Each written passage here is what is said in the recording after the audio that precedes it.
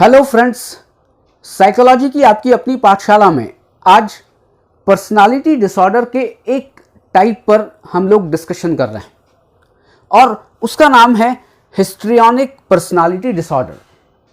जैसा कि आप जानते हैं कि टोटल 10 पर्सनालिटी डिसऑर्डर है और इन 10 पर्सनालिटी डिसऑर्डर को क्लस्टर ए, क्लस्टर बी और क्लस्टर सी में डिवाइड किया गया है। क्लस्टर ए में 3 पर्सनालिटी डिसऑर्डर हैं, क्लस्टर बी में 4 पर्सनालिटी डिसऑर्डर हैं और क्लस्टर सी में 3 पर्सनालिटी डिसऑर्डर हैं।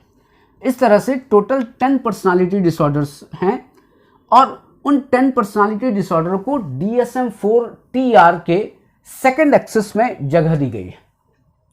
ये जो हिस्ट्रियोनिक पर्सनालिटी डिसऑर्डर है, इसकी अपनी कुछ विशेषताएं हैं जिसके कारण ये दूसरे पर्सनालिटी डिसऑर्डर से अलग है। तो सबसे जो इंपॉर्टेंट कैरेक्टरिस्टिक्स इसकी होती है वो है attention seeking behaviour. Attention seeking behaviour का मतलब क्या है कि ये लोग ऐसा व्यवहार करते हैं कि सबकी नजरें इनके ऊपर ही बनी रहें। ये लोग ऐसा व्यवहार करते हैं, ये मानते हैं कि दूसरों का ध्यान उनकी तरफ होना चाहिए, दूसरों की तरफ नहीं होना चाहिए।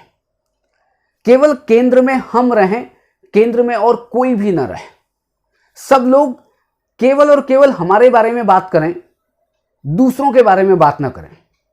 क्या ऐसा पॉसिबल है कि हमेशा ही सारे लोग आपको ही केंद्र में रखें या आपको ही नजर में रखें? ऐसा कभी नहीं होता है। ये लोग ऐसा करते हैं कि अगर दूसरे लोग उनकी तरफ नहीं देख रहे हैं, दूसरे लोग उनकी तरफ ध्यान नहीं दे रहे हैं, तो वो कुछ ऐसा करेंगे कि दूसरे लोगों का ध्यान उनकी तरफ आ जाए। इसलिए ये सबसे इंपॉर्टेंट कैरेक्टरिस्टिक्स है। वो कपड़े ऐसे पहन सकते हैं, वो बातें ऐसी कर सकते हैं, वो कोई और दूसरा व्यवहार ऐसा कर सकते हैं कि सबका ध्यान उनकी तरफ खिंच जाए, जिनको कि हिस्ट्रियोनिक पर्सनालिटी डिसऑर्डर है। हमेशा ऐसा नहीं कि कभी कभी। अगर मेरे को अगर हिस्ट्रियोनिक पर्सनालिटी डिसऑर्डर है तो मैं क्या करूंगा, मैं हमेशा ऐसा व्यवहार करूंगा जिससे दूसरों का ध्यान मेरी तरफ आकर्षित हो और मैं ये चाहूंगा कि मैं दूसरों के हमेशा नजर में रहूं। दूसरे केवल और केवल मेरे को ही इंपॉर्टेंस दें, दूसरों को कोई इंपॉर्टेंस ना दें। इसे कहते हैं अटेंशन सीकिंग बिहेवियर। फिर कभी कभी ये होता है कि अटेंशन सीकिंग बिहेवियर वो करता है और दूसरों का ध्यान उसकी तरफ नहीं जाता है, तो फिर क्या होता है, वो अनकंफर्टेबल फील करता है। अनकंफर्टेबल फील करता है कब? when he feels that he is not in attention। अगर वो कुछ ऐसा कर रहा है कि दूसरे लोग उसकी तरफ ध्यान नहीं दे पा रहे हैं, तो फिर क्या होगा, वो अनकंफर्ट फील करेगा। क्यों अनकंफर्ट फील करेगा? क्योंकि दूसरे उसकी तरफ ध्यान नहीं दे रहे हैं। वो और ज्यादा अटेंशन सीकिंग व्यवहार करेगा कि नहीं, दूसरे लोग मेरी तरफ ही ध्यान दें। लेकिन कभी भी अगर ऐसा रहा कि वो ये फील करता है कि वो अटेंशन को गेन नहीं कर पा रहा है, उसके ऊपर अटेंशन नहीं है, तो फिर वो अनकंफर्ट फील करेगा, वो बहुत अनइजीनेस फील करेगा, वो बहुत ज्यादा परेशान हो जाएगा, वो बहुत ज्यादा टेंशन में आ जाएगा और फिर वापस उससे भी अधिक ऐसा कुछ व्यवहार करेगा कि दूसरों का ध्यान उसकी ओर आकर्षित हो। फिर उसके बाद ये होता है कि उसका जो बिहेवियर है उसमें कुछ बिहेवियरल सिम्टम भी देखने को मिलते हैं। और बिहेवियरल सिम्टम कौन से हैं? वो हैं सेडक्टिव बिहेवियर। सेडक्टिव बिहेवियर का मतलब क्या है? वो अटेंशन पाने के लिए वो क्या करता है, कुछ सेक्सुअली सेडक्टिव बिहेवियर करता है।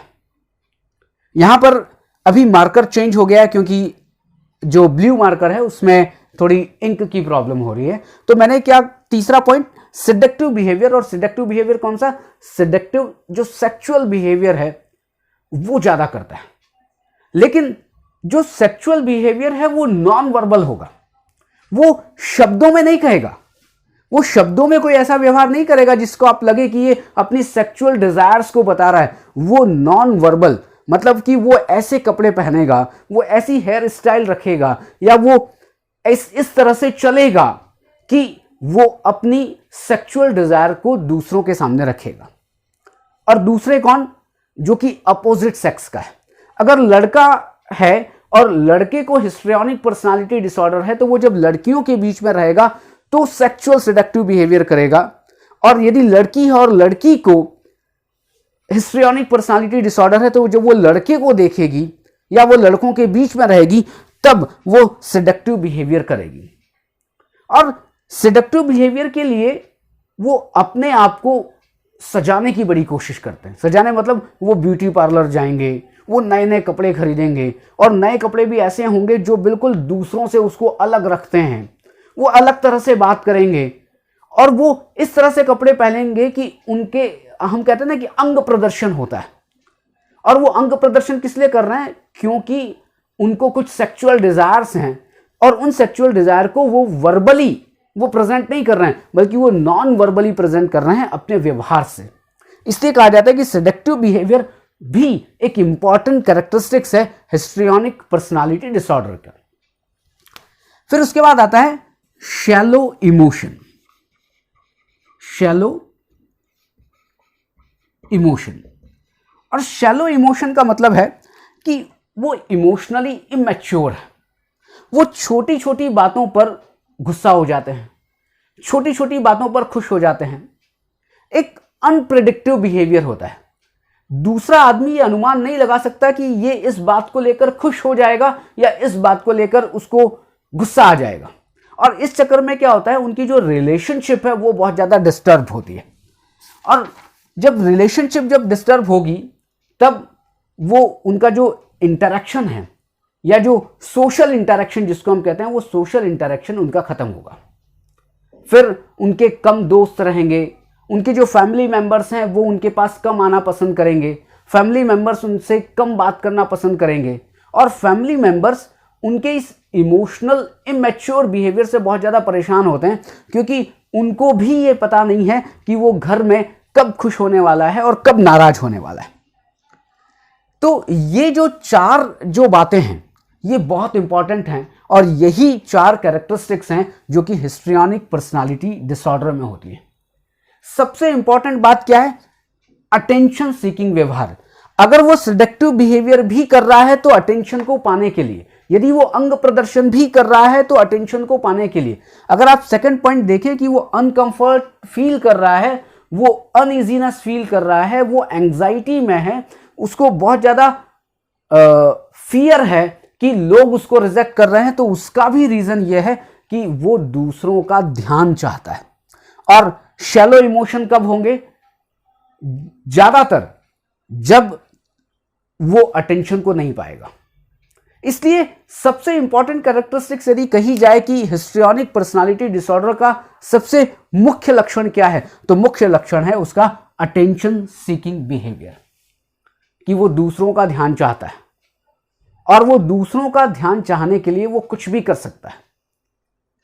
वो नॉन वर्बली सारी चीजें करता है, कभी कभी वो बोलकर भी कर सकता है, कभी कभी वो अपने व्यवहार से भी कुछ ऐसी एक्सप्रेशन कर सकता है कि दूसरों का ध्यान केंद्रित हो। वो हो सकता है कि दूसरे उसकी तरफ ना देख रहे हो और वो उसको अटेंशन सीकिंग व्यवहार करना है, तो कोई चीज पड़ी है उसको गिरा देगा, और गिराने के बाद जैसे लोग देखेंगे अरे वो गिर गई, मतलब उसको चोट लग गई, वो क्या कर रहा है, वो अपनी तरफ आकर्षित कर रहा है कि नहीं, लोग दूसरों की तरफ ना देखें, दूसरों को नजर में ना रखें, केवल और केवल मुझे नजर में रखें, केवल और केवल मेरा ही ध्यान रखें। यही है हिस्ट्रियोनिक पर्सनालिटी डिसऑर्डर। अब अगले वीडियो में फिर हम एक नए पर्सनालिटी डिसऑर्डर या नए किसी साइकोलॉजी के टॉपिक पर डिस्कशन करेंगे। तब तक के लिए आज के लिए बस इतना ही। आप लोग अपना ध्यान रखिएगा, अपने फैमिली मेंबर्स का ध्यान रखिएगा। Thank you very much.